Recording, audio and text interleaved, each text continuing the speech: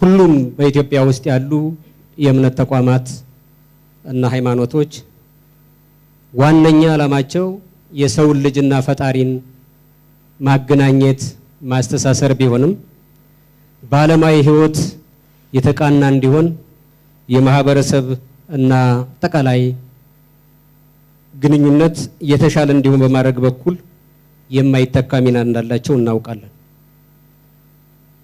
የሰው ልጅ ማህበራዊ እንስሳ ነው። ማህበራዊ እንስሳ እንደመሆኑ መጠን ደግሞ እንደ ማህበረሰብ አንዱ ማህበረሰብ ከሌላው ማህበረሰብ የጥቅም ወይም ደግሞ የማህበራዊ ግንኙነት የተሳሰረ ነው።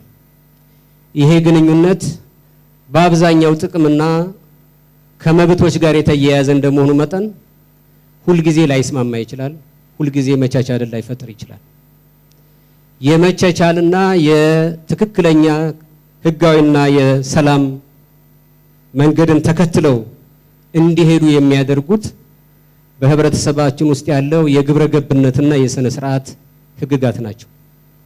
እነዚህ ህግጋት ደግሞ በአብዛኛው የሚተገበሩት የአስተምሮ የሚፈጸምባቸው የሃይማኖት ተቋሞቻችን ናቸው። ስለዚህ እነዚህ ሃይማኖት ተቋማት የማህበረሰብ አንድን ማህበረሰብ ከሌላ ማህበረሰብ ጋር ያለውን ግንኙነት ስሙር እንዲሆን በማድረግ ረገድ ከፍተኛ ሚና እንደሚጫወቱ እናውቃለን።